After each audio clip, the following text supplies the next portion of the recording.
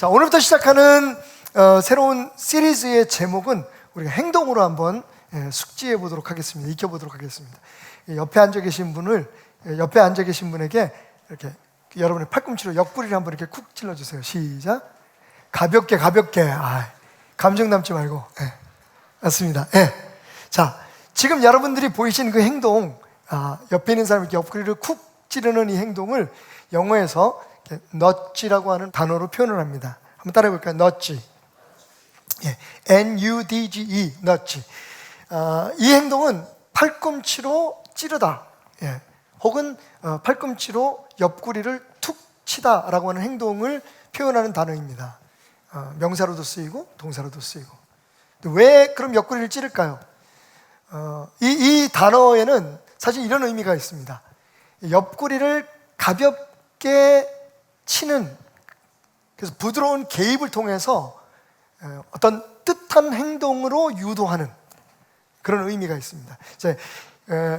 이번 시리즈 4주간 동안에 우리가 말씀을 나누는 동안에 여러분에게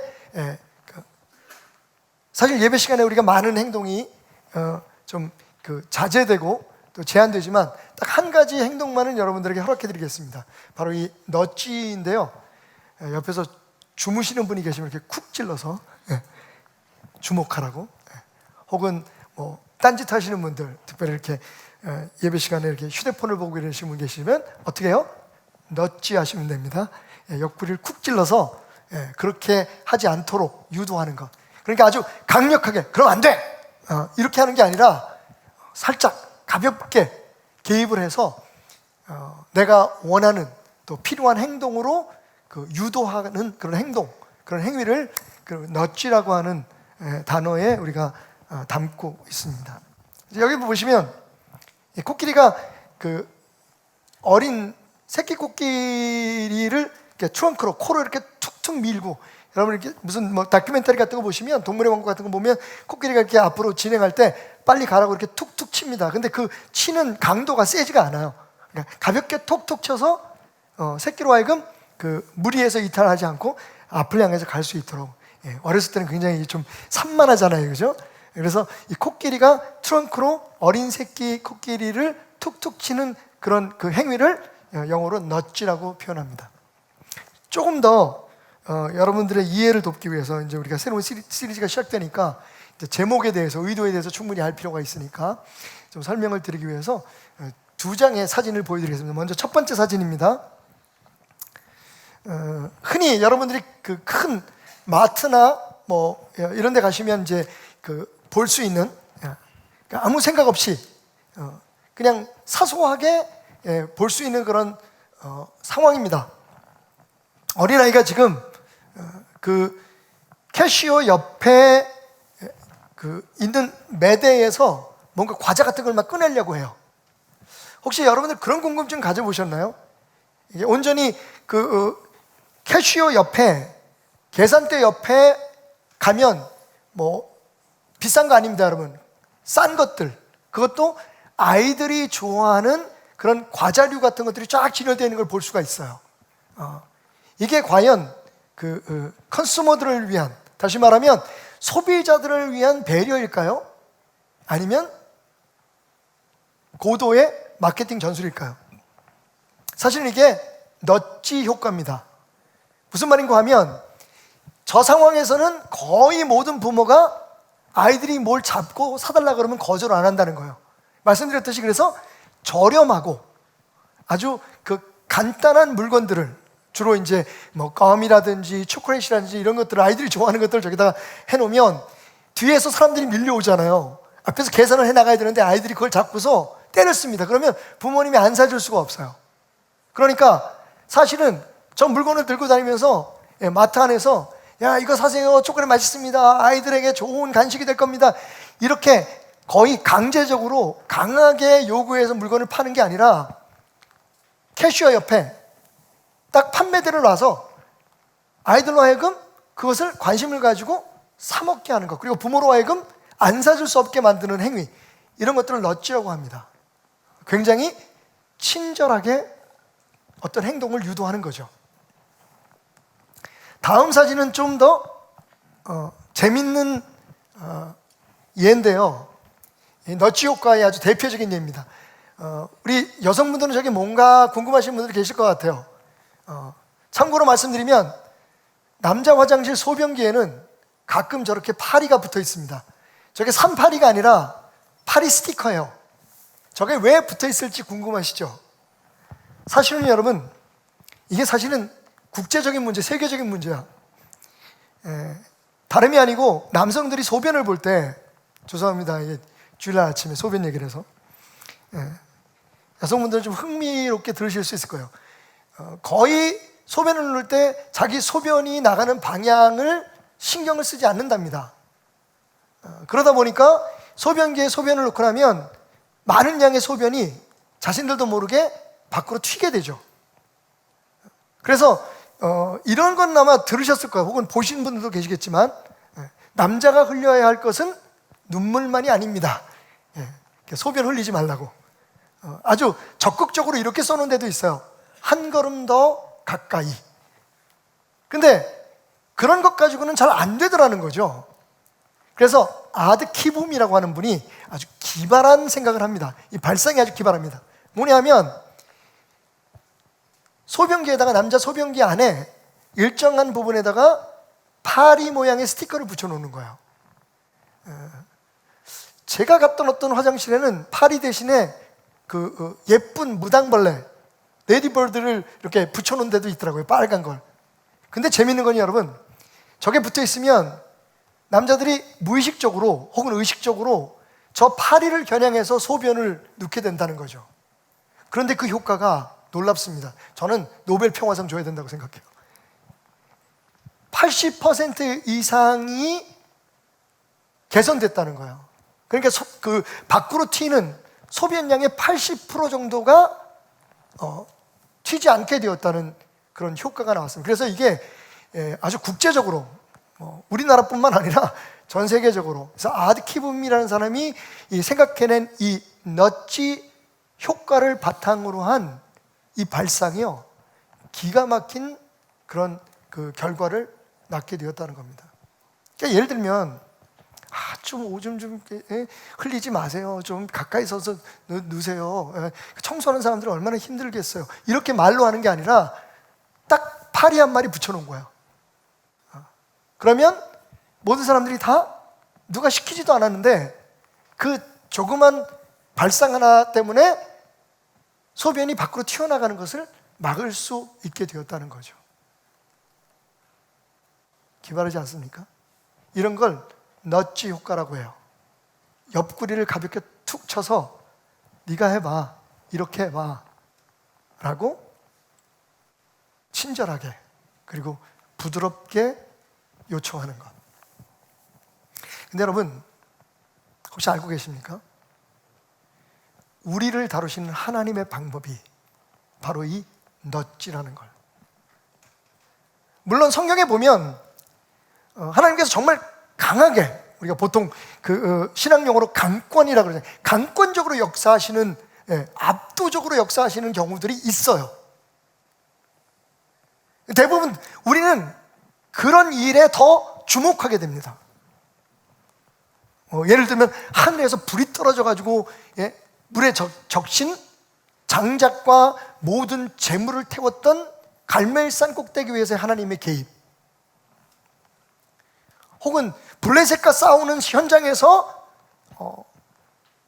사실은 전력으로는 도저히 이겨낼 수 없는 그런 싸움이었지만 하늘에서 갑자기 천둥이 치고 우박이 떨어져서 적들을 혼비백산하게 한 사건들, 이렇게 하나님께서 직접적으로 개입한 사건들이 있는데, 이런 사건들이 우리에게 주는 임팩트가 강하기 때문에 우리는 그런 역사들을 항상 기대하고 바라고 기도하면서 살아갈 때가 많아요.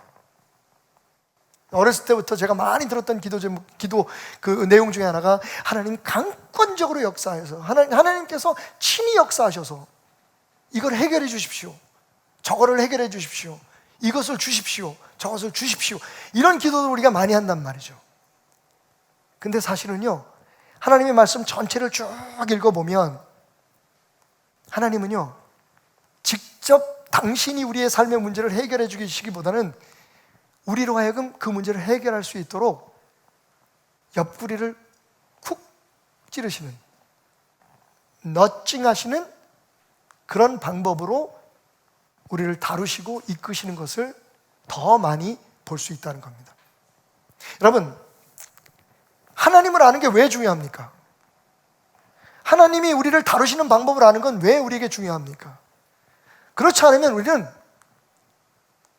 헛수고를 하게 될지도 모르기 때문이에요.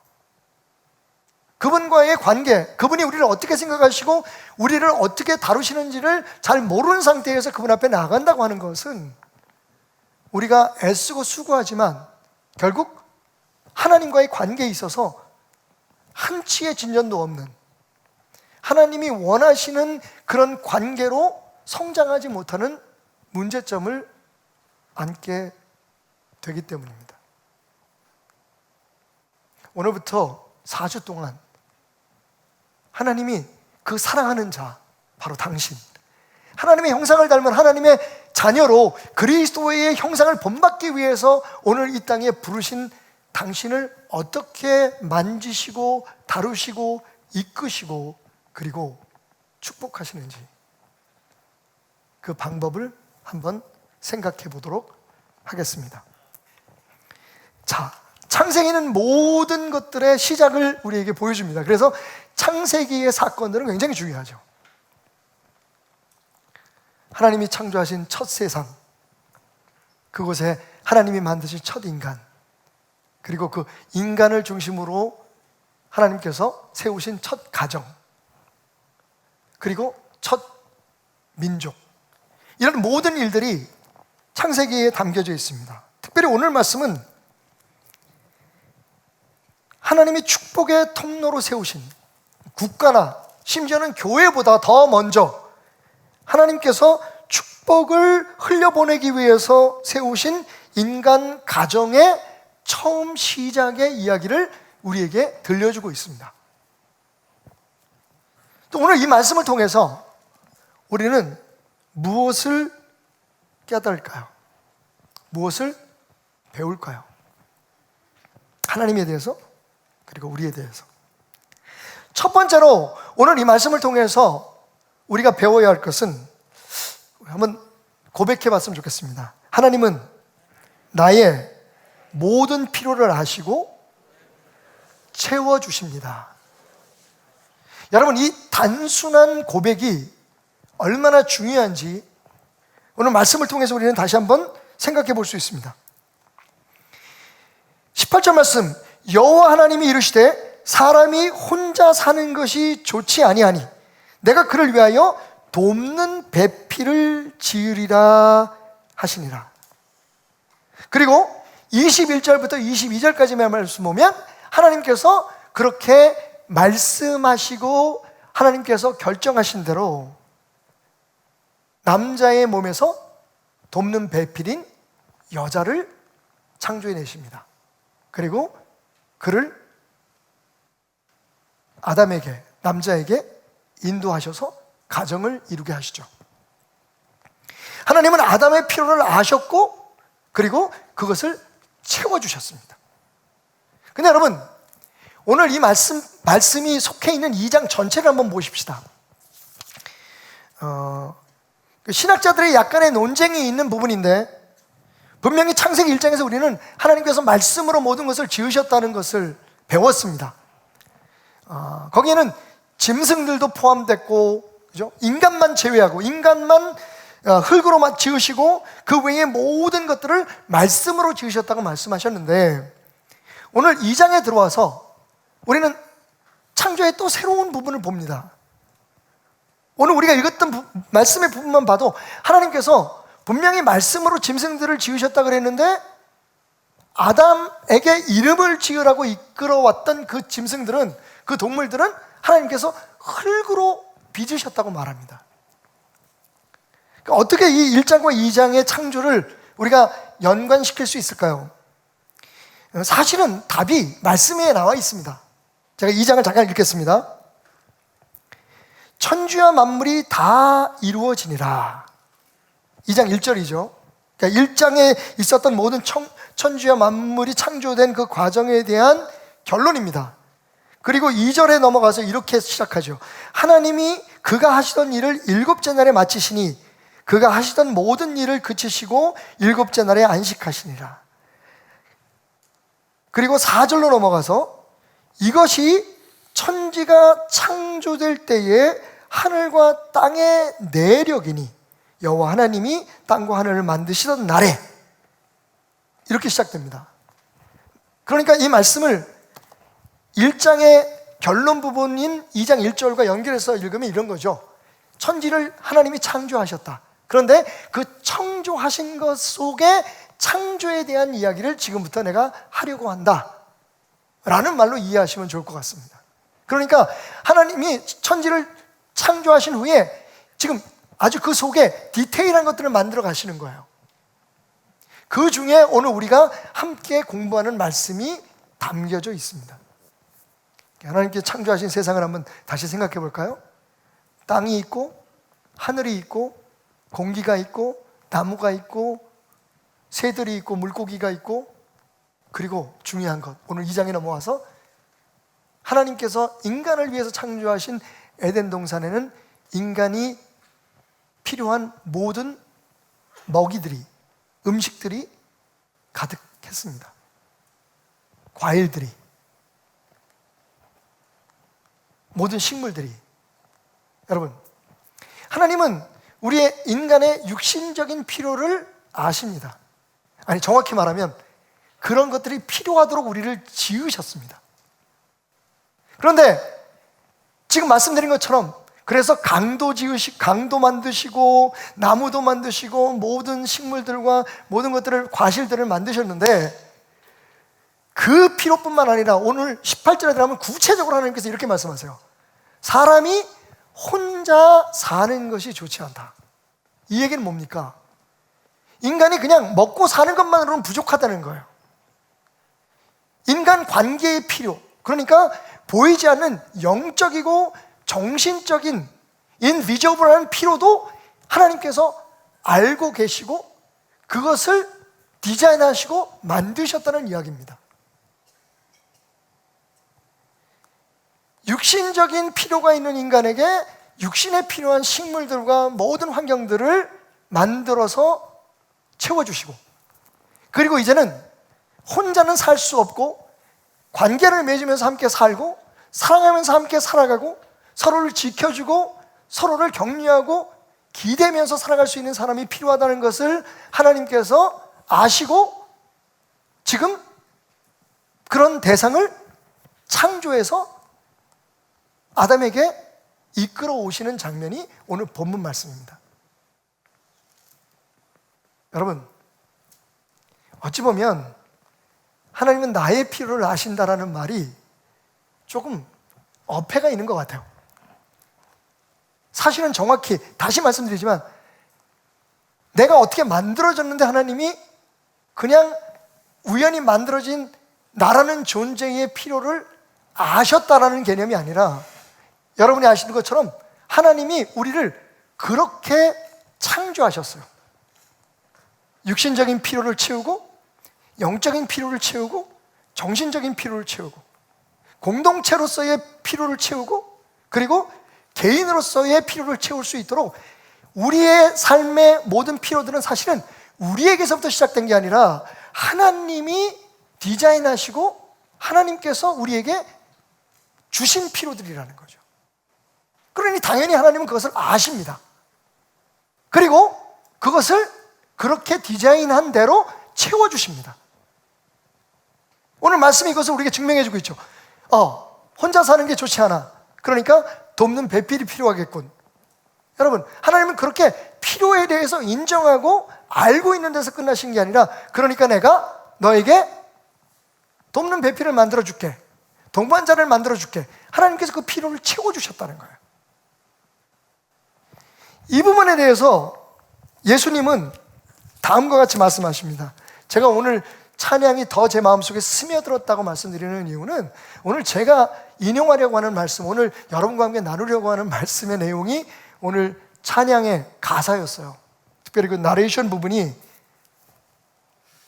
마태복음 6장 31절부터 33절 말씀입니다. 그 앞에 말씀들은 여러분 잘 아세요, 그죠? 무엇을 먹을까 무엇을 입을까 걱정하지 말라라는 말씀 쭉 하시면서 6장 31절에 그러므로 염려하여 이르기를 무엇을 먹을까 무엇을 마실까 무엇을 입을까 하지 말라. 이는 다 이방인들이 구하는 것이라. 너희 하늘 아버지께서 이 모든 것이 너희에게 있어야 할 줄을 아시느니라. 여러분, 이거 얼마나 퍼스널합니까, 그죠? 너희에게 이런 것들이 다 있어야 할 줄을 하늘 아버지는 이미 알고 계신다는 거예요. 그러면 어떻게 그것을 채워주십니까? 우리는 그 질문을 갖게 되죠. 바로 그 대답이 우리가 잘 알고 있는 6장 33절 말씀이에요. 그런즉 너희는 먼저 그의 나라와 그의 의를 구하라. 그리하면 이 모든 것을 너에게 더하시리라. 여러분, 이 말씀을 우리는 사실 조금 오해하고 있어요. 그러니까 이런 거죠. 어렸을 때 제가 주변 분들에게 가끔 들었던 것처럼 기도만 열심히 해. 그러면 하나님께서 다 책임져 주실 거야. 어떤 분들은 이렇게 말씀하셨습니다. 나는 성령 받고 난 다음부터 밖에 나가서 일을 하면 일이 안 돼. 그래서 나는 그냥 기도만 해. 그럼 하나님이 다 먹여주신대. 심지어는 저는 이런 얘기도 들었어요. 나는 열심히 기도하고부터 남편하고 부생활을 못 하겠어. 여러분, 정말 이 말씀이 그런 뜻일까요? 아무것도 염려하지 마라. 먹는 거, 입는 거 염려하지 마. 하나님의 나라, 하나님의 의를 구하면 하나님께서 다 채워주실 거야. 근데 여러분, 이 하나님의 나라와 하나님의 의를 구하는 것이 바로 하나님께서 우리의 필요를 채워주시는 방법이라는 생각을 안 해보셨나요? 그러니까 나는 하나님의 나라를 구한다는 게, 하나님의 의를 구한다는 게 그냥 앉아서 하나님 앞에 기도하고 하나님 앞에 간구해서 하나님께서 그냥, 그럼 나는 아무것도 안 하는데 하나님께서 채워준다는 뜻일까요? 아닙니다, 여러분. 하나님의 의와 하나님의 나라를 알게 되면, 그걸 세상에서 구하게 되면, 그렇게 구하며 살아가는 나의 삶 속에 그 모든 물질을, 그리고 필요를 채울 수 있는 길이 열린다는 뜻이겠죠. 여전히 우리는 노동을 해야 됩니다. 여전히 우리는 부부끼리 사랑을 해야 됩니다. 그것이 우리의 필요, 하나님께서 우리에게 창조하신 필요이고 그것을 채워야 되는데, 너무 안타깝게도 이 말씀을 어떻게 곡해를 했는지, 그냥 기도하면 하나님께서 다 해주셔. 하나님 앞에 간구하면 당신은 하나님만 열심히 찾으면 돼, 교회만 열심히 다니면 돼. 그러면 하나님께서 먹을 것도 챙겨주시고 뭐도 챙겨주시고, 그런 모험을 우리에게 요구하는 말씀으로 가르쳐 왔다는 거죠. 맞습니다, 여러분. 하나님은 우리의 필요를 아십니다. A부터 G까지, 처음부터 끝까지 다 아세요. 우리의 사지백체, 오장육부, 심령골수, 세포, 심지어는 우리 뇌, 우리의 심장의 필요까지 다 아십니다. 오늘 보세요. 하나님께서 아담이 요구하기 전에 너에게 친구가 필요하겠어? 너에게 동반자가 필요하겠어? 왜냐하면 네가 그냥 먹고 입는 것만은 살 수 없는 존재로 내가 만들었으니까. 하나님께서 그렇게 먼저 선언하시고 여인을 창조하셔서 배우자로, 함께 살아가는 동반자로 허락해 주십니다. 여러분, 다시 말씀드리지만 하나님은 여러분들이 구하기 전에 여러분보다 여러분의 필요를 더 잘 알고 계십니다. 당신이라는 그 특별한 존재, 우리 청년들이 오늘 오프닝 찬양에서 외쳤던 것처럼 너는 어느 보석보다 더 귀하다. 여러분, 보석이 귀한 이유는 희귀하기 때문에 그러잖아요. 여러분 정말 희귀한 존재입니다. 보석이 귀한 이유는 그 보석에 대한 가치를 모두가 다 인정하는 가치가 크기 때문이죠. 여러분이 그렇습니다. 왜? 여러분은 이 세상에 단 하나밖에 없는 하나님의 피조물이고 창조물이고, 그리고 예수 그리스도의 피값으로, 다시 말하면 하나님의 목숨으로 여러분이 사진 보물이기 때문이에요. 그런 우리의 필요에 대해서 하나님께서 너무 잘 알고 계십니다. 그리고 그것을 오늘 말씀에서 우리가 본 것처럼 채워주시기를 원해요.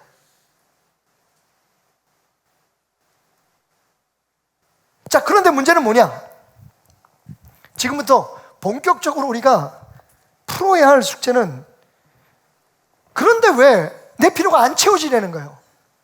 심지어는 우리가 교회에서 배우고 성경에서 공부한 대로 하나님 앞에 그렇게 열심히 기도하고 작정 기도하고 섬기고 헌신하고 희생하고 하는데 왜 안 채워지는 거죠? 하나님이 우리 필요를 아시는데. 약간 하나님과 우리가 생각하는 관점이 빗나가고 있다는 거예요. 그죠? 그래서 우리의 필요를 다루시는 하나님의 방법에 대해서 우리가 알고 거기에 대해서 익숙해질 필요가 있습니다. 이런 거예요. 여러분들이 자녀들을 교육할 때, 자녀들을 이제 양육할 때 자녀들이 필요한 것들이 있어서 여러분들에게 요구할 때가 있어요.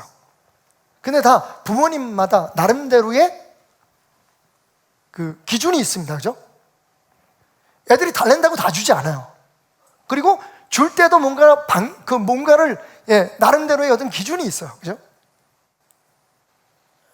이게 맞지 않을 때, 예를 들면 어떤 아이는 그냥 엄마 앞에 와서 그냥 울기만 해. 엄마가 다 알고 도와줄 걸 기대하고. 그러면 엄마가 안타까워서 얘기를 하죠. 말을 해. 뭐가 필요해. 근데 사실 엄마는 알고 있어요. 얘가 지금 뭐가 필요해서 울고 있는지. 근데 엄마는 듣고 싶어요. 그렇게 함으로써 이 아이가 자라나면서 자기가 필요한 것에 대해서, 자기의 감정에 대해서, 자기의 생각에 대해서 표현할 수 있도록 양육해야 될 의무가 우리에게 있다고 생각하기 때문에 그래요. 근데 이 아이는 계속 울기만 해요. 아마 그 아이는 물론 자기가 원하는 것을 부모님으로부터 받을 수도 있겠지만 꽤 힘든 시간이 필요할 거예요. 아니면 모진 부모는, 정말 단호한 부모는 그 아이에게 필요한 것을 주지 않을 수도 있어요. 여러분, 한 번도 그런 생각은 안 해보셨나요? 우리가 기도했는데 하나님이 안 주신 건 때가 안 돼서 그래. 혹은 내가 기도하는데 하나님이 안 들어주시는 건 하나님께서 내 기도를 안 들어주셔서 그래. 이렇게 생각하지 말고, 혹시 내가 구하는 게 하나님이 원하는 방법이 아닌 건 아닐까? 내가 하나님을 잘못 이해하고 있는 건 아닐까? 하나님이 나의 필요를 아시는데, 그리고 필요를 채워주시기를 원하시는 분이신데 믿습니까? 여러분, 로마서 8장에도 있잖아요. 하나님께서 그 아들을, 하나밖에 없는 아들을 우리를 위해서 주시기까지 우리를 사랑하실 때 우리에게 필요한 모든 것들을 다 은사로 주지 않으시겠느냐. 이건 하나님의 약속이에요. 근데 약속이 있는데 그 약속이 우리에게 이루어지지 않는 건 우리가 뭘 잘못해서 그런 걸까요? 아니면 하나님 쪽에서 일부러 주지 않으시려고 작정하신 걸까요? 하나님이 내 기도에는 관심이 없는 걸까요? 아니면 내 기도가 하나님이 원하는, 여기서 참고로 말씀드리면 하나님이 원하는 것은 내게 가장 좋은 것입니다.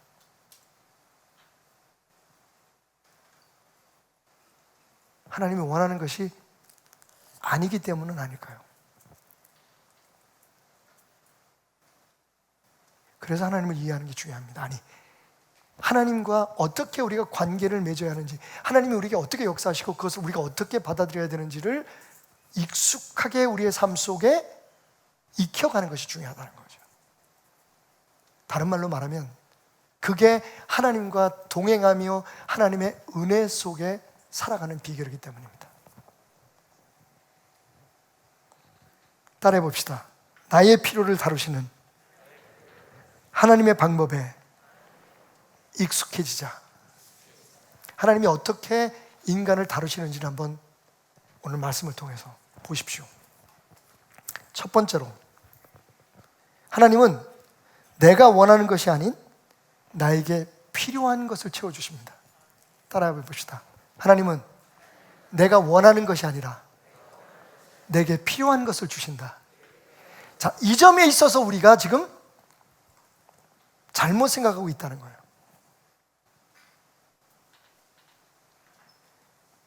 우리는 구하고 하나님은 주신다. 우리 기도하면 하나님께서 응답하신다. 이런 확고한 교훈들 속에서, 신앙 속에서 우리가 자라왔습니다. 근데 여기 한 가지 빠진 게 있어요.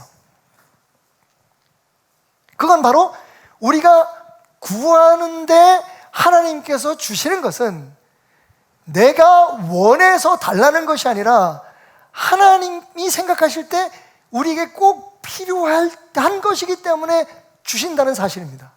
좀 어려운가요? 우리가 원하는 것과 우리에게 필요한 것이 다를 수 있다는 거예요. 같을 수도 있어요, 여러분. 그래서 우리의 기도가 많이 응답될 때도 있습니다. 그런데 솔직히 말하면 이미 죄로 인해서 타락한 우리 인간들, 물론 예수 그리스도의 십자가의 보혈의 능력으로 구원을 받아 하나님의 자녀가 됐지만 여전히 죄악된 그런 삶의 영향력 속에서 벗어나지 못한 우리들의 원하는 것은 정말 하나님이 우리에게 주시기를 원하는, 우리에게 있어야겠다고 생각하는, 우리에게 필요한 것이 아닐 수가 있다는 거예요. 다시 자녀들의 예를 들어볼까요? 아이들이 원하는 것이 대부분 여러분들이 생각할 때 그들에게 필요하지 않은 것일 때가 많습니다. 어떻게 하시겠어요? 무조건 주시겠습니까? 그 아이 이가 썩고 그 아이가 완전히 스마트폰 중독이 돼서 나중에는 아무 데도 집중하지 못하고 학교를 다니든지 어딜 가든지 그냥 매일 스마트폰 생각만 하고 게임 생각만 하고, 그렇게 하도록 아이들이 원하면 무조건 다 주시겠습니까? 여러분, 참 안타까운 것은 우리가 우리의 자녀들을 교육함에 있어서 나름대로의 원칙을 가지고 있는데 그 동일한 원칙을 하나님 아버지와 우리 사이에 적용하고 있지 못하다는 거예요. 하나님은 여러분이 원하실 걸 다 주시겠습니까? 그게 사랑일까요?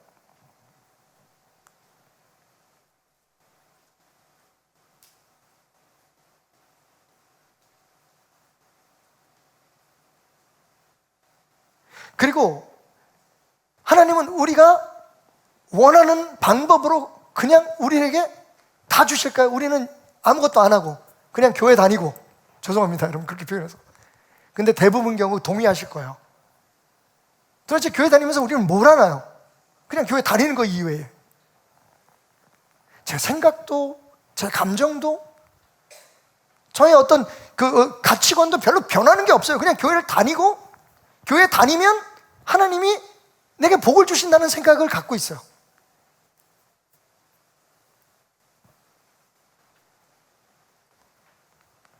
그러면서 하나님 앞에 기도하고 간구하는 건 하나님이 무조건 내게 주셔야 된다고 하는 생각을, 안 그러면 뭔가 잘못된 거라고 생각해요.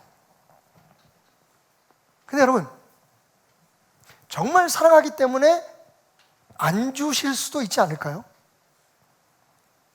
정말 내 필요를 아시는 그분께서 그 필요를 내게 알게 하시고 그것을 깨닫게 하셔서 스스로 그것을 하나님으로부터 얻을 수 있는 믿음을 갖도록 만들기를 원하시지 않을까요? 저는 그게 하나님의 넛지라고 생각해요.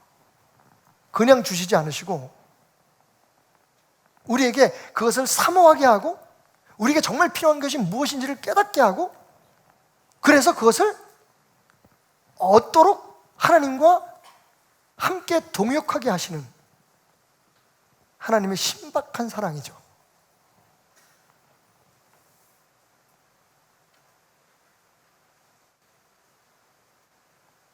이런 거죠.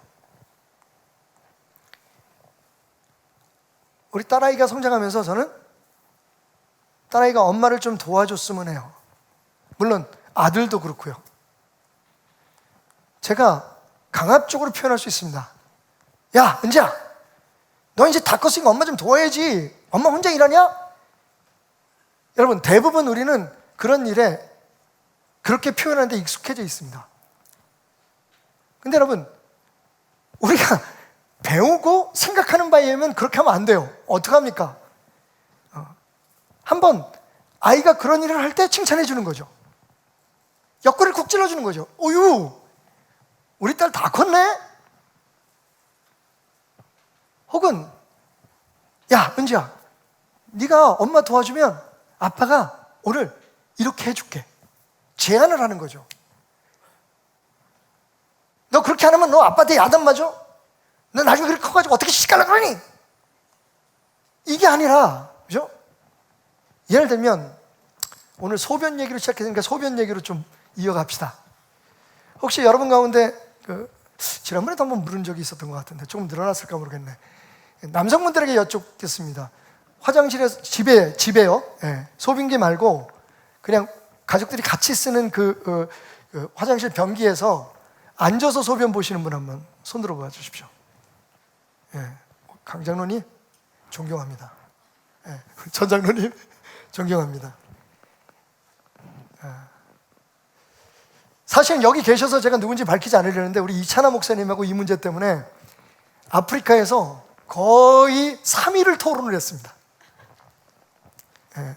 이제 우리 목사님이 이제 뭐 제 형님뻘 되시잖아요. 연세가 저보다 많으신데 8살 정도 위시니까 이제 같이 일하면서는 그냥 얼마나 겸손하신지 우리가 동역도 하고 또 이제 같이 일하는데 우리 목사님은 연세가 드셨는데도 다 몸으로 일하시니까 저는 뭐 교회에서 하는 것처럼 항상 이게 입으로 일하고 그래서 이제 목사님하고 일을 하다가 이 선교사님들과 식사를 하는 과정에서 이제 사모님도 앉아 계시고 선교사님도 앉아 계시는데 대화가 시작됐는데 정말 우스운 대화였어요.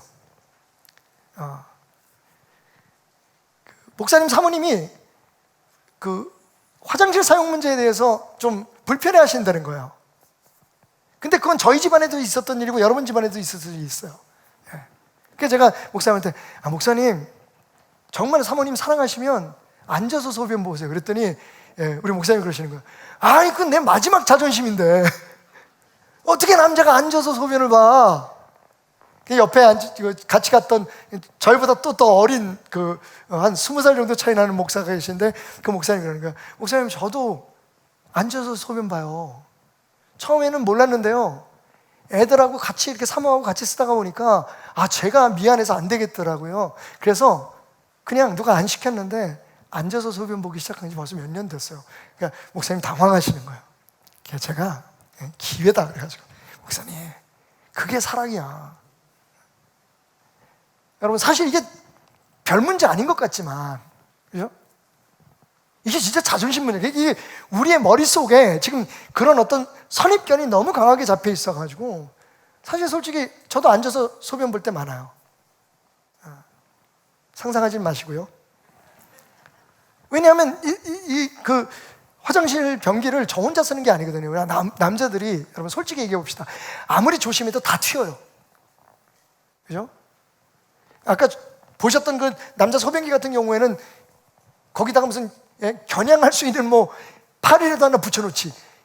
가정에는 그런 소변기까지 있을 정도의 가정이면 평수가 한 90평 될까요? 보통 다 우리가 같은 그 변기를 사용하잖아요. 항상 아내들은 그걸 닦느라고 바빠요. 그래도 조금 나은 분들은 소변 보고 나서 다 닦죠. 닦고 나오시는 분들이 계세요. 그런 분들에게 하늘의 복이 있으시기를 주님으로 축원합니다.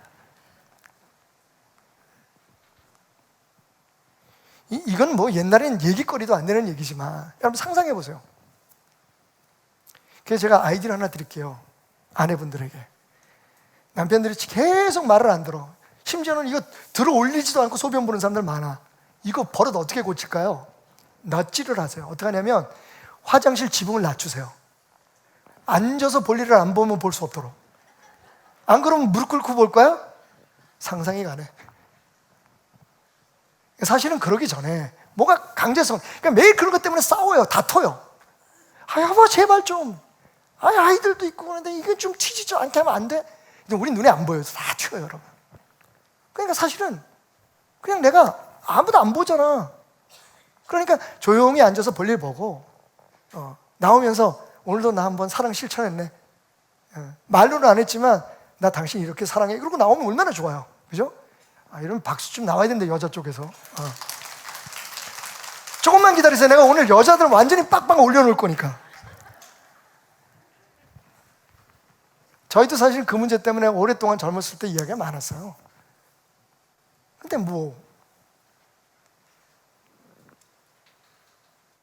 여러분, 아이들 예도 들었고요, 오늘 부부의 예도 들었어요.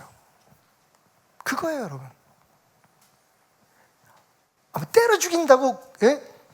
그게 남자의 마지막 자존심이라고 하는 사람은 안 쳐서 소변 보게 할 수 있겠어요? 애들을 그렇게 싫어하는데 예? 엄마 돕는 일, 아빠 돕는 일을 하게 만들겠어요? 근데 그거를 하게 하기 위해서는 사실 어떻게 보면 존중을 해야 돼요. 그죠? 그리고 기다려줄 수 있어야 돼요. 여러분, 우리 하나님은 어떻게 우리를 다루고 계신가요? 우리 말 안 하면 그냥 벼락 쳐서 죽이시고, 하나님 뜻대로 하라고 다리몽댕이 분질, 그런 기도 옛날에 진짜 무서운 기도 많이 했어요. 하나님 다리몽댕이라도 분질러서 나를 주의 뜻을 따르게 해달라고.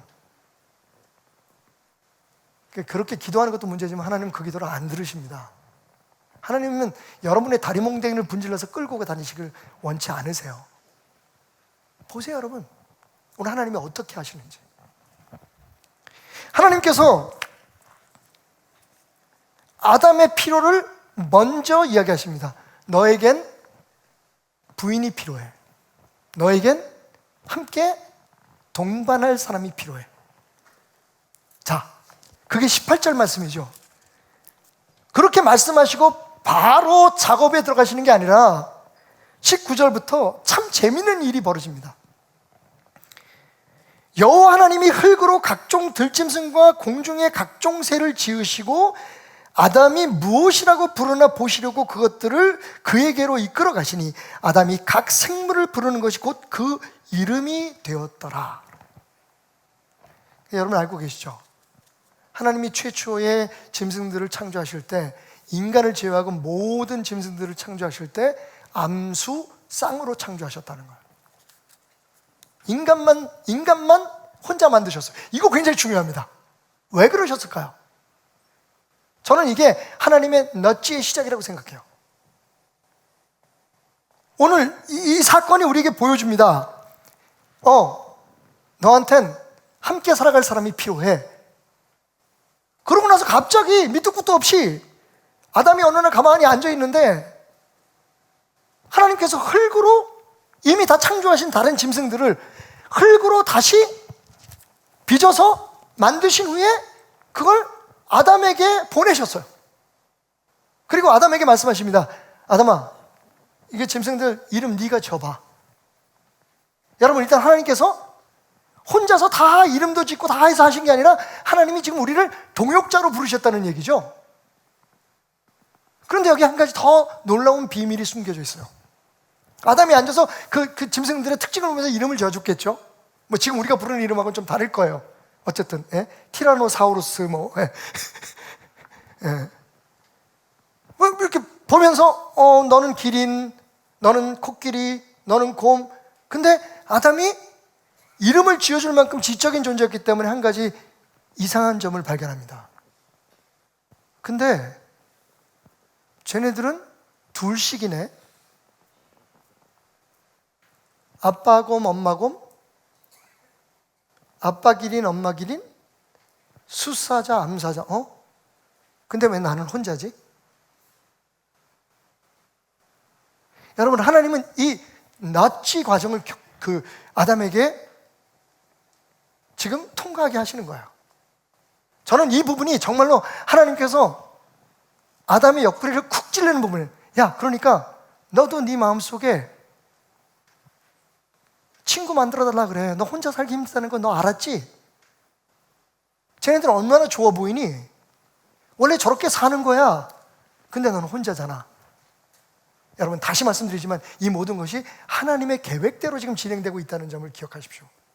그러니까 그냥 짐승이 쌍을 지어 사는 것과 인간이 부부가 되어 살고 친구가 되어 살아가고 가족이 되고 공동체를 이루는 것이 얼마나 차이가 있는지를 오늘 이 말씀 속에서 여러분 본받으셔야 됩니다. 깨달으셔야 됩니다.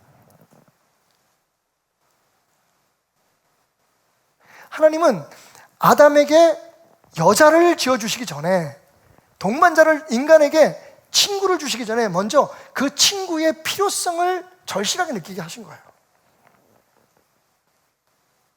그냥 만들어 주셔도 되는데, 아니 처음부터 그렇게 만들어도 되는데 하나님은 분명히 다른 짐승들과 인간을 다르게 만드셨다는 거예요. 그리고 그 필요를 채우시기 위해서 스스로 갈망하게 하시고 퀘스처닝을 하게 하신 거예요. 왜 나는 혼자지? 난 정말 혼자로 살아갈 수 있는 건가? 나는 원래 이렇게 살아가는 건가? 여러분, 그리고 나서 하나님께서 아담을 재우십니다. 그리고 갈비뼈로 옆구리에서 뼈를 꺼내서 여자를 만드시죠.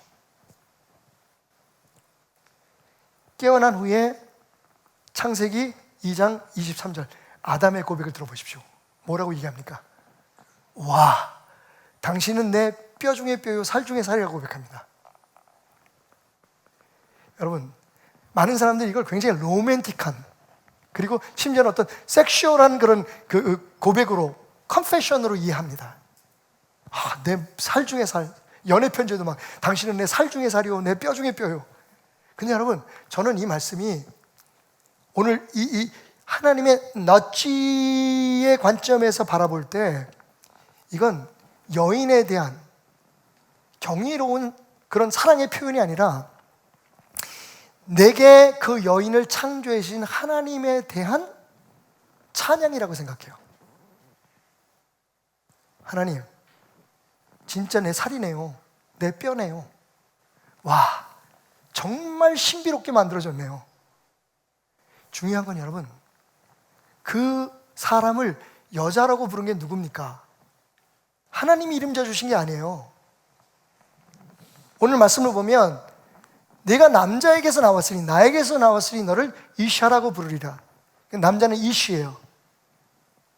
여자는 이샤예요. 근데 그 이름을 누가 지어줬냐면 아담이 줬어요.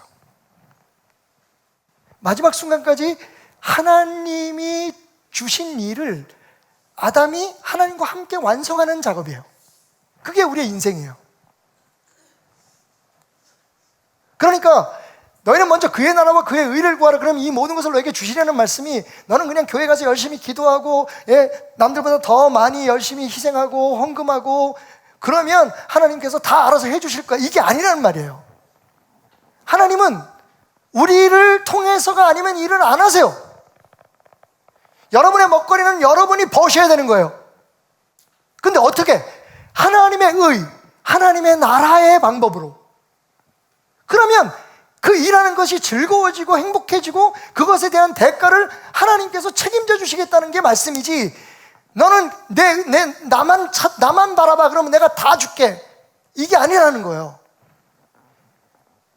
아담에게 하와가 나타나는 이 모든 과정이 하나님과 함께 하셨고, 사실은 하나님께서 아담에게 할 수 있도록 옆구리를 치신 거예요. 네가 한번 해봐.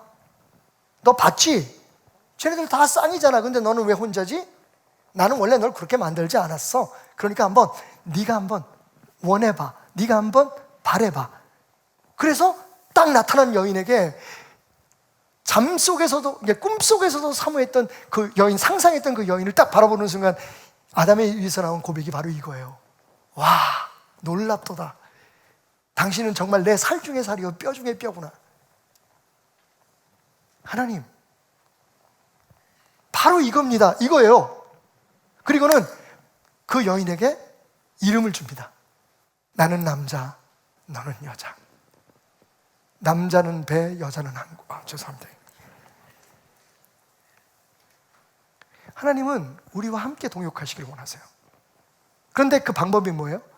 우리가 원하는 게 아니라 하나님이 생각하실 때 우리에게 필요하다고 생각하는 것을 갈망하고 간구하고 그것을 추구하고 그것을 누리고 이루기 위해 하나님과 일하기를 원하시는 거예요. 여러분, 우리가 구원을 받아서 하나님이 우리 안에 계시고 우리가 주님과 연합했지만 사실은 우리의 삶은 완전히 하나님과 지금 별개의 삶을 살아요. 관계가 있다면 우리가 해보고 안 되면 하나님 앞에 도와달라고 구하는 것뿐이에요. 하나님은 원래 우리를 그렇게 창조하지 않으셨어요. 하나님은 끊임없이 우리의 옆구리를 이제 옆구리 치실 시간이 됐네요. 지금 조는 분이 몇 분 계세요? 자, 옆에 분 넛지 합시다. 시작. 목사님 말씀하고 계시잖아. 좀 들어봐. 예, 콕콕콕. 여러분, 그게 바로 하나님의 개입이에요. 우리는 마치 사도 바울처럼 말을 타고 가다가 막 땅에서 떨어져가지고, 혹은 나사로처럼 죽었다가 살아나는 그런 기적들을 사모하지만, 여러분, 성경에 기록된 그 예들, 꼭 필요해서 우리가 알아야 될 그런 기적들, 그보다 더 많은 기적들을 행하셨지만, 그럼에도 불구하고 우리 개개인이 일상에서 살아갈 때 누리는 삶, 하나님과의 관계는 그런 기적들로 가득 차 있지 않아요. 하나님은 여러분과 함께 일하길 원하세요.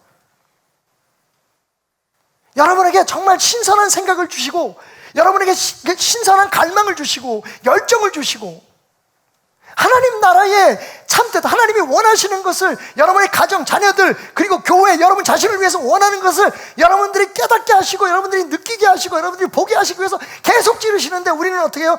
됐고요, 하나님. It's none of business. 난 내 생각대로 할 거예요. 그리고 그 생각을 하나님 앞에 강요를 해요. 반대로. 여러분, 아담을 다루시는 최초의 인간, 바로 저와 여러분을 대표하는 그분을 다루시는 하나님의 그 모습을 한번 상상을 해보세요. 하나도 강요함이 없어요. 하나님은 오히려 그런 마음을 주시는 거예요. 그런 생각을 주시는 거예요. 우리가 원하는 게 아니라 하나님의 필요한 것을. 여러분, 우리가 예배를 드리면서 혹은 말씀을 들으면서 여러분이 기도하는 가운데 삶 속에서 바로 그 음성을 듣고 하나님의 옆구리를 찌르시는 그 느낌을 느낄 수 있는 민감함을 회복하는 게, 그게 믿음이에요. 내가 원하는 걸 하나님 앞에 어떻게 했더니 하나님이 주셨더라, 이게 믿음이 아니라, 그건 다른 이방 종교에도 다 있는 것들이에요. 다른 종교의 신과 하나님이 우리를 다루시는 방법이 그게 다른 거예요. 하나님 우리 옆구리를 치르세요. 지금 오늘 여러분 이곳에 오실 때 그러신 분도 있고 그러지 않으신 분도 계셨지만, 항상 마음속에 여러분 기도하고 싶은 마음이 생기는데 한쪽에서는 그러지, 아이 오늘 쉬워, 내 다음 주부터 하지. 기도하고 싶은 마음 하나님 옆구리 찌르시는 거예요. 왜? 당신이 지금 기도해야 될 때니까. 길거리를 지나가다 혹은 말씀을 듣다가 누가 불쌍하대, 어디 아프리카에 뭐를 해야 되는데 돕고 싶은 마음이 생기는데 한편으로 생각하는데, 에이 그건 내가 해야 되나, 다른 사람이 하겠지. 여러분, 바로 그거예요. 하나님은 끊임없이 우리를, 여러분 사업 현장에도 마찬가지예요. 야, 이걸 한번 해볼까? 내가 무슨 일을 위해서 기도해야 되겠는데. 여러분, 그런 마음을 주시면 당신이 기도하셔야 돼요. 물론 다른 분들에게 기도 부탁도 하고 해야겠지만, 사실은 그 순간 하나님은 당신이 옆구리를 치시는 거예요. 야, 기도 시작해. 나와 함께 일하자. 내가 너에게 아이디어를 줄게. 너에게 생각을 줄게. 아담에게 하신 것처럼. 아담아, 여기 짐승들에게 이름 좀 한번 줘봐. 여러분, 하나님이 진짜 목적은 짐승들에게 이름 주는 게 아니에요. 고양이, 강아지 이렇게 부르게 하라고 하신 게 아니에요. 그건 하나님이 하실 수 있어요. 그 과정을 통해서 아담으로 하여금 하나님의 마음, 하나님의 계획을 알게 하시고 그것을 갈망하게 하시는 마음을 주신 거예요. 그게 신앙이에요, 여러분. 그게 은혜인 거예요. 근데 우리는 우리의 생각과 우리가 원하는 것, 우리가 바라는 것, 우리가 옳다고 생각하는 것에 너무 가득 차 있어가지고 그런 하나님의 자극을 받지 못해요. 하나님의 그 너치에 민감하지 못한 게 안타까운 일이에요. 더 몇 가지 얘기해 볼까요? 하나님이 왜 이스라엘 백성들을 430년 만에 떠나게 하시려고 바로와 애굽 사람들의 폭거와 압력을 강하게 하셨을까요? 떠나지 않으면 안 되게 하시는 거예요. 그게 신명기에도 나오지만 하나님께서 독수리 새끼를 훈련시키듯이 그 집을 흔드신다고 했어요. 떠나지 않으면 안 들게 만드시는, 그게 넛지예요. 너 안 떠나면 죽어, 이렇게 말씀하시는 게 아니라 떠나게 만드시는 거예요. 그래서 내가 내 발로 하나님의 뜻을 찾아서 떠나가야지 그게 축복이 되기 때문에 그래요. 여러분, 아브라함에게 오셔서 갑자기 잘 살고 있는데 옆구리 쿡 찌르셨어요. 야, 아브라함, 보따리 싸, 가자. 여러분 생각해 보세요. 하나님 뚝 들어서 여기다 옮겨놓을 수 있어요. 아니면 아브라함이 살던 그 우르 지역을 가나안으로 만드실 수도 있어요. 하나님 왜 그렇게 못하십니까? 근데 그렇게 안 하셨어요. 왜? 하나님은 우리를 통해서 우리와 함께, 왜? 우리가 하나님의 형상을 닮아서 만들어진 하나님의 자녀이기 때문에 그래요. 짐승들은 자기가 사는 데서 살아야 돼요. 먹는 걸 먹어야 돼. 안 그러면 죽어요. 그런데 인간은 그렇지 않아요. 인간은 자기가 원하는 것과 필요한 것 사이에서 항상 갈등하게 되는데, 그 중에서 하나님이 우리를 창조하실 때 주신 그 필요대로, 그리고 지금 이 상황에서 우리에게 필요한 것들을 찾아서 그것을 느껴서 그대로 살아갈 때에 하나님의 축복이 우리 삶에 임하는 거예요. 그래서 고집을 부리지 말라는 거예요. 그래서 잘난 체 하지 말라는 거예요. 내 생각이 옳다고 주장하지 말라는 거예요. 그러면 그게 굳은 살이 돼서 하나님이 우리 옆구리를 찌르실 때 그걸 못 느껴요. 여러분 죄송하지만 이 베들레헴이 많으신 분들은 아마 옆구리 찔러도 못 느낄걸요. 금방 또 앞에서 김표순 장로님 한번 찔러보세요. 아니 더듬지 말고 찔러라니까. 안 해? 안 돼? 못 느끼신대요. 바로 그거예요. 민감해야 돼요, 여러분. 하나님은 지금 우리를 찌르고 계세요. 마음 하나하나, 하나님이 주시는 그 생각 하나하나, 거기에 민감한 게 성령의 충만함이에요. 성령과 교통하는 거예요, 그게. 무슨 어떤 종교적인 어떤 특별한 행위나 어떤 기적들이 나타나기 전에, 그런 것도 다 하나님의 축복 중에 하나이지만, 정말 하나님이 우리에게 원하시는 건, 여러분, 일상이 더 중요하잖아요. 성경에 나왔던 기적들이 우리의 삶 속에 다 일어난다고 해도, 여러분, 우리의 일상을 다 채울 수는 없잖아요. 진짜 기적은 하나님이 우리하고 대화하기를 원하신다는 거예요. 하나님이 우리의 옆구리를 찔러주시기를 원한다는 거예요. 한시도 우리를 그냥 내버려두지 않고, 우리가 사랑스럽지 않을 때도 우리를 사랑하셔서 끊임없이 우리를 기다려주시고 기대하시고, 하나님의 뜻을 알아서 하나님의 의의를 깨달아서 그 나라를 배워서 그대로 살아갈 수 있도록 우리를 자극하고 있는 그 민감함, 그것이 우리가 회복해야 될 진짜 믿음인 거예요. 우리가 하는 것에 집중하는 게 아니라, 우리가 하나님을 위해서 뭘 하다, 우리가 뭐 예배를 드렸다, 우리가 기도를 했다 했는데 집중하는 게 아니라, 하나님이 우리에게 원하시는 것이 무엇인지, 그런 행동을 통해서 하나님께서 우리에게 깨닫게 해주시는 게, 우리를 느끼게 해주시는 게, 말씀을 들을 때 여러분들이 머릿속에 마음속에 무슨 생각이 들게 하시는지 그것을 민감하게 받아들일 줄 아는 게 지금 우리에게 필요한 거예요. 왜? 하나님은 끊임없이 지금도 여러분의 옆구리를 찌르고 계시니까. 지난 며칠 동안 여러분 그걸 받아들이신 분도 있고 그렇지 않으신 분도 있을 거예요. 하나님은 당신을 사랑하시기 때문에 끊임없이 여러분의 옆구리를 찌르십니다.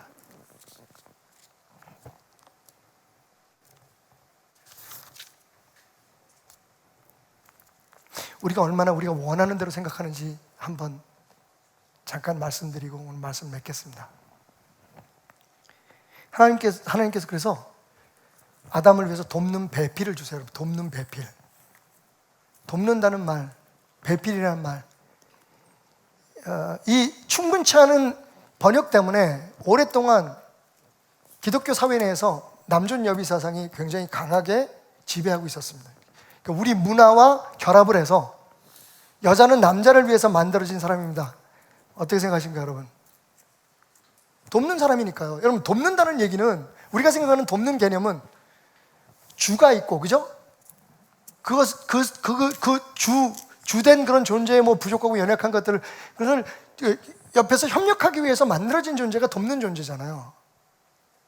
사실은 성경을, 하나님의 말씀을 오해하면 여자는 남자에게 철저하게 귀속된 존재입니다.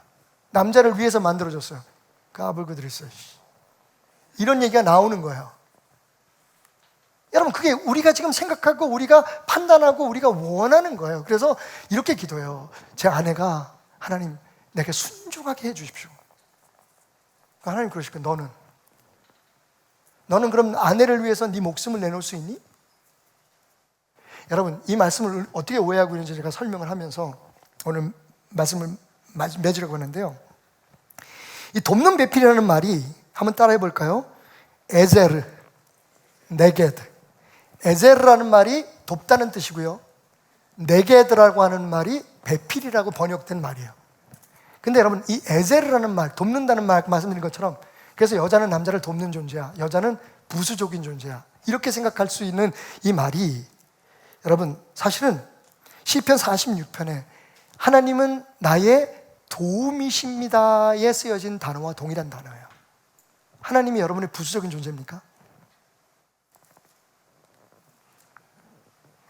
심지어는 여러분, 우리가 잘 아는 사무엘상 7장 12절 말씀에 보면 에벤에셀이라는 그 기념비가 있잖아요. 에벤에셀의 뜻은, 에벤은 돌이고 에셀은 도움입니다. 그래서 하나님께서 여기까지 우리를 도우셨다는 것을 증명해서 하나님의 도우심을 기념하는 돌이라는 뜻이에요. 거기서 에셀이라고 해서 한국 번역은 에셀로 번역됐지만 사실은 똑같은 발음이에요. 에셀이에요. 같은 단어예요. 그러니까 하나님이 도우셨다는 것을 기념하는 돌이다라고 하는 에벤 에셀의 그 도움은 하나님이 우리를 도우시는 도움이에요. 여러분, 남자가 부족하고 연약한 부분들을 남자가 혼자는 안 되니까 하나님께서 여자를 만드셔서 거기에 붙여주신 게 아니라 이 도움은요, 하나님이 연약한 인간을 돕는 것과도 동일한 도움으로 해석될 수 있다는 거예요. 저는 오늘 이 말씀을 듣고 오히려 여성분들이 좀 힘을 냈으면 좋겠어요. 예수 믿으면서 우리가 전통적으로 살아왔던 그 부부관계나 이런 것에 전혀 변화가 없어. 여자는 무조건 남자가 시키는 대로 해야 되고, 잠잠해야 되고. 여러분, 저는 그렇다고 여성들이 일어나시오 하는 얘기가 아니에요. 저 페미니스트 아닙니다. 하나님의 말씀은 남자와 여자의 역할을 정확하게 말씀하고 계시는 거예요. 이건 여자는 조금 부족하고 남자는 원래 남자가 주인이고 그 주인인 남자의 부족을 돕기 위해서 여자를 만드셨다는 뜻이 아니라는 걸 여러분에게 말씀드리는 거예요. 하나님이 부족해서 우리를 도우십니까? 우리의 부수적인 존재입니까? 아니잖아요. 근데 여러분, 그 다음에 이 네게드라는 말이 더 충격적이에요. 네게드라는 말은 사실은 군사용어예요, 여러분. 나가드라는 단어에서 온 말인데, 나가드라는 뜻이 뭐냐면요, 전쟁에서 서로 얼굴을 맞대고 대치하는 과정을 뜻하는 거예요. 얼굴을 마주 본다는 뜻이거든요. 마주 서다라는 뜻이에요. 그러니까 여러분, 재밌는 건 전혀 우리가 생각하는 것처럼 여자가 남자를 돕기 위해서 옆구리에서 만들어진 존재가 아니라는 거예요. 오히려 여자가, 그냥 저는 그게 맞는 것 같아요. 부부는 뭐다? 왼수예요, 왼수. 말씀대로 표현하자면 그렇게 적절한 표현이 어디 있을까? 다시 말하면 서로 얼굴을 맞대고 잘못한 것이 있으면 그것을 바로잡아주고 잘한 것이 있으면 그것에 대해서 격려해주는 역할을 피차하는 존재라는 뜻을 가지고 있어요. 얼마나 잘못 해석되고 있습니까, 지금 이게? 저는 지금 이 얘기는 제가 히브리 랍비를 통해서, 랍비의 강의를 들은 거예요. 유튜브를 통해서. 제가 하도 궁금해서 이 말씀에 대해서 봤어요. 그랬더니 깜짝 놀라는 거예요.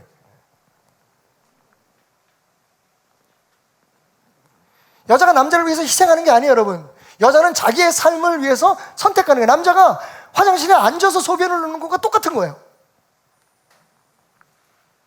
우리는 서로 하나님이 우리를 돕는 것처럼 서로를 약한 부분을 도와주고 감싸주는 존재로 창조되었고, 그리고 서로 마주보고 살아가면서 서로를 바로잡아주고 세워주고 보완해주는 역할을 하는 존재인 거예요. 그게 돕는 배필인 거예요.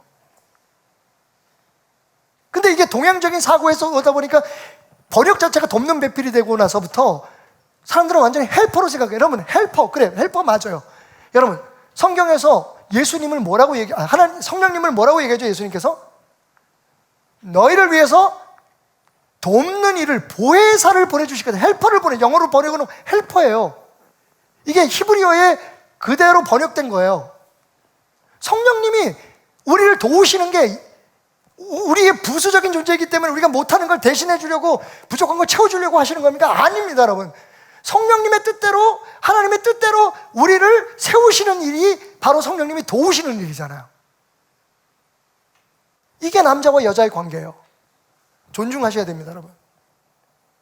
제가 왜 이 말씀을 드리냐면, 이 말씀 하나만 가지고도 우리가 원하는 대로, 우리가 생각하는 대로 그냥 우리가 보고 싶은 것만 보는 거예요. 여자는 이런 존재야.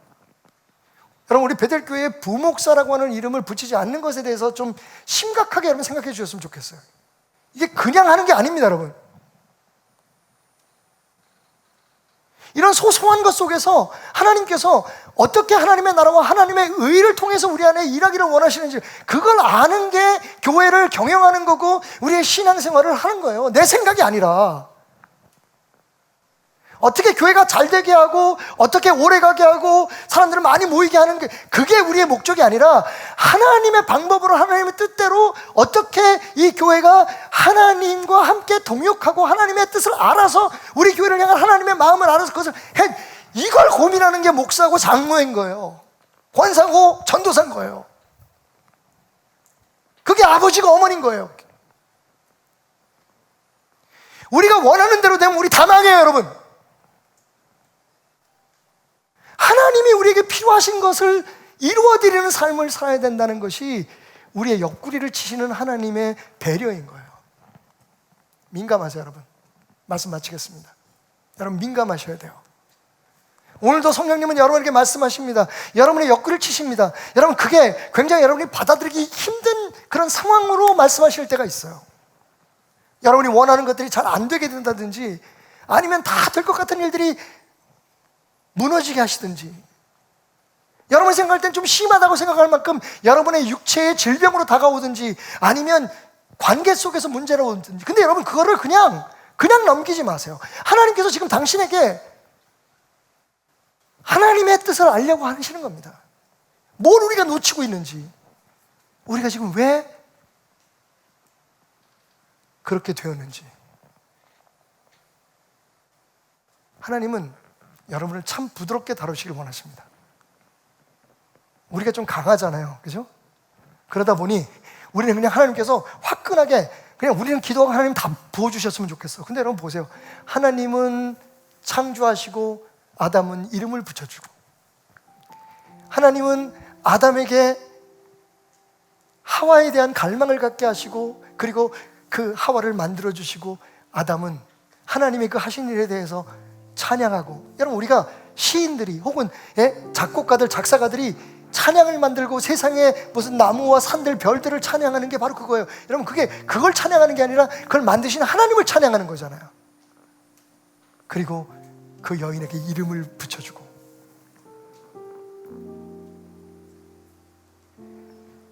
제가 들었다는 그 랍비의 강연의 맨 마지막 부분에 이런 말을 합니다. 그럼 왜 하나님께서 꼭 하와를 만드셔야 했을까? 누가 그것을 묻는다면 저는 이렇게 대답하겠습니다. 왜냐하면 에덴 동산에는 적이 있으니까. 깜짝 놀랐어요, 여러분. 목회자 입장에서 랍비한테 굉장히 큰 걸 배웠어요. 한 번도 생각해보지 못했던 거야. 혼자는 이겨낼 수 없으니까. 혼자서는 안 되니까.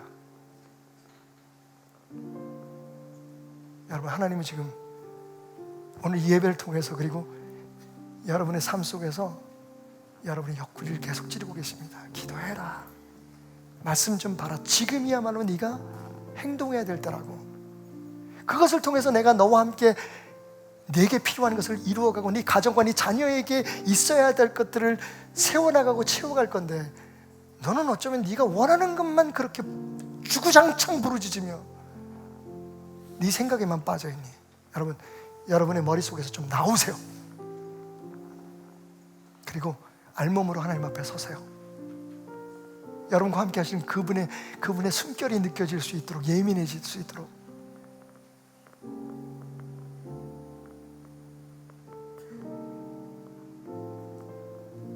눈에 보이지 않아도, 느껴지지 않아도 그분은 그렇게 천천히 당신의 옆구리를 찌르십니다. 혹은 나의 등 뒤에서 나를 도우시는 주, 나의 인생길에서 지치고 고나여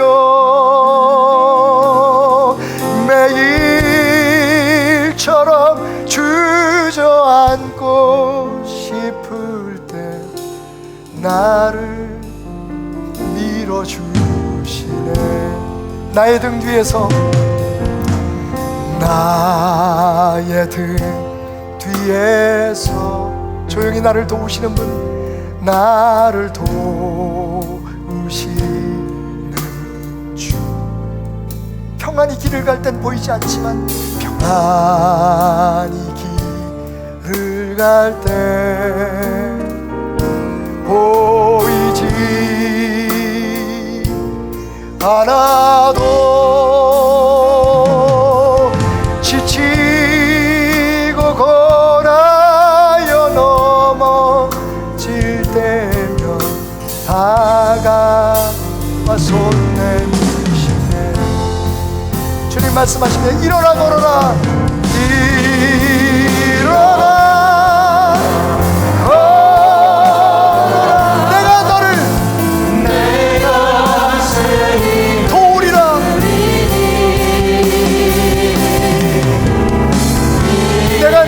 힘을 주리라. 너 걸어라, 내 너를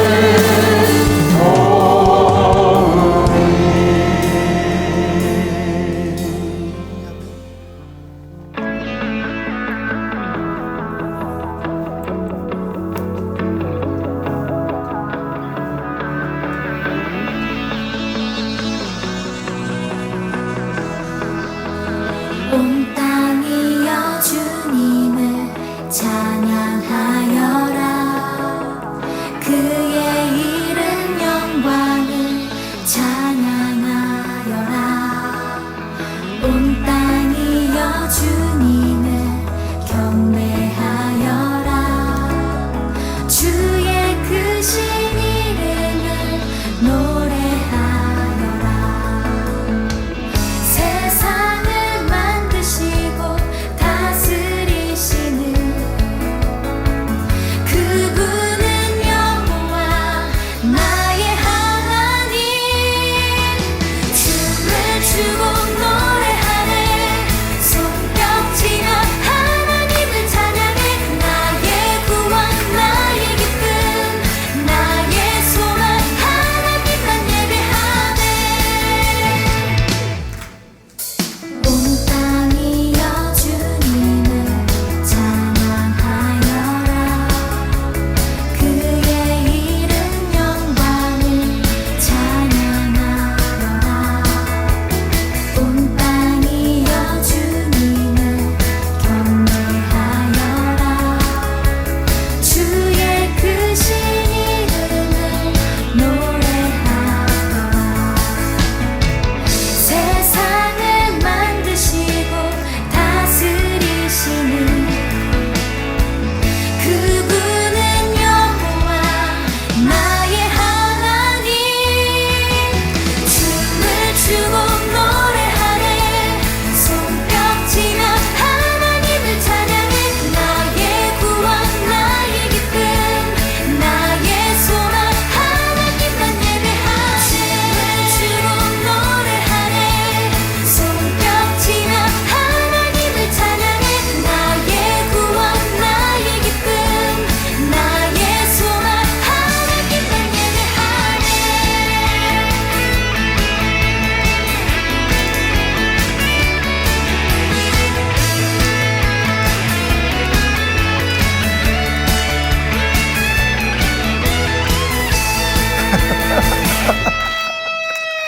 세상을 사랑하사 아들을 주신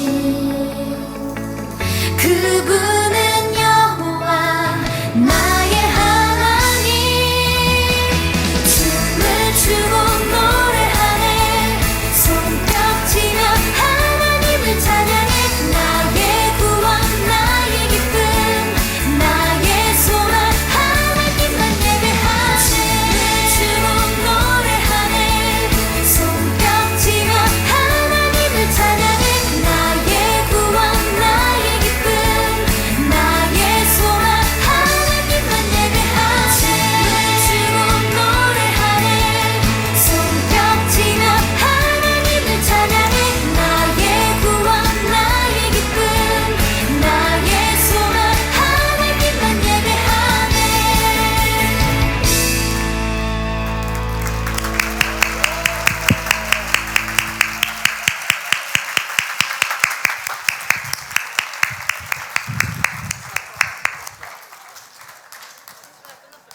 끝난 거예요? 예. 어쨌든 아무것도 안 했지만 원샷은 여기서 받았습니다. 예, 여러분 어떻게 하겠습니까? 예, 우리 아이들의 모습을 보면서 다시 한번 하나님 앞에 우리의 모습이 어떨지 생각해보는 시간 되었으면 좋겠고요. 오늘 아이들을 통해서 우리 옆구리를 한번 찌르셨네요. 모두 자리에서 일어났으면 좋겠습니다. 우리 예배를 폐하기 전에 옆 사람 옆구리 한번 찔러볼까요? 그러니까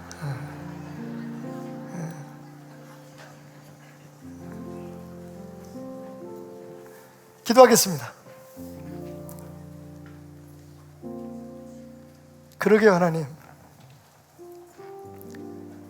너무 기도하는데 바빠서, 너무 우리가 생각하는 대로 하나님을 믿어드리는데 바빠서, 너무 사역에 바쁘고 우리의 신앙이 일이 되어서 하나님이 우리의 옆구리를 찌르시고 우리를 재촉하시고 독려하시고 우리를 감동하시는 것을 느끼지 못할 때가 많았습니다. 내 목소리가 너무 커서 하나님 소리가 들리지 않고, 내 감정이 너무 격해서 안타까워하신 하나님의 마음을 보지 못했습니다.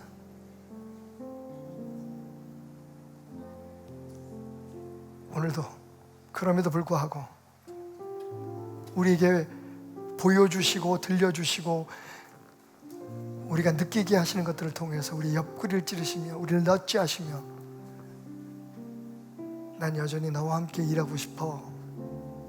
난 네가 내 마음을 알고 너를 위해서 내가 준비하고 너를 위해서 내가 소망하는 모든 것들을 너와 함께 이루어갔으면 좋겠어.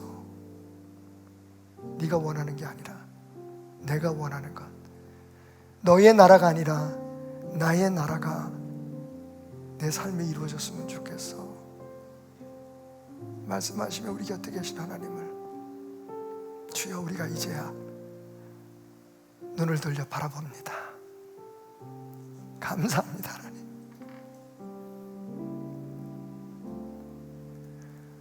어휴.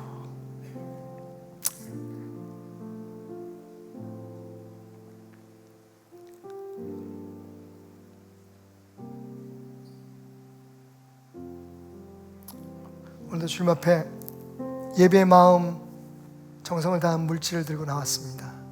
하나님, 오늘 이 예배가, 이 드리는 예물이 하나님이 우리의 마음을 감동하셔서 드리는 물질이 되게 하소서. 내 것을 하나님 앞에 드리고 내 시간을 하나님에 바친 게 아니라, 내 노래를 하나님 앞에 드린 게 아니라 하나님이 부르게 하신 노래, 하나님이 내 마음에 담으신 그 제사를 드리는 예배이게 하소서. 그리고 하나님의 뜻이 우리의 자녀들의 삶과 가정과 하는 일들과 우리의 삶 속에서 이루어지게 하여 주옵소서. 우리가 원하는 게 아니라 우리에게 필요한 하나님의 축복이 채워지게 하여 주옵소서. 예수님의 은혜와 하나님의 사랑과 성령님이 함께 하시며 교통하심이, 그렇게 주님 앞에 알벗은 듯 어린아이와 같은 마음으로 선 그들의 모든 권속들의 삶에, 신실한 하나님의 자녀들의 삶에, 그리고 그 가정과 하는 일들, 이 땅 위에 하나님의 여전히 소망이 된 교회들 위해 영원히 함께 하시기를 축원하옵나이다.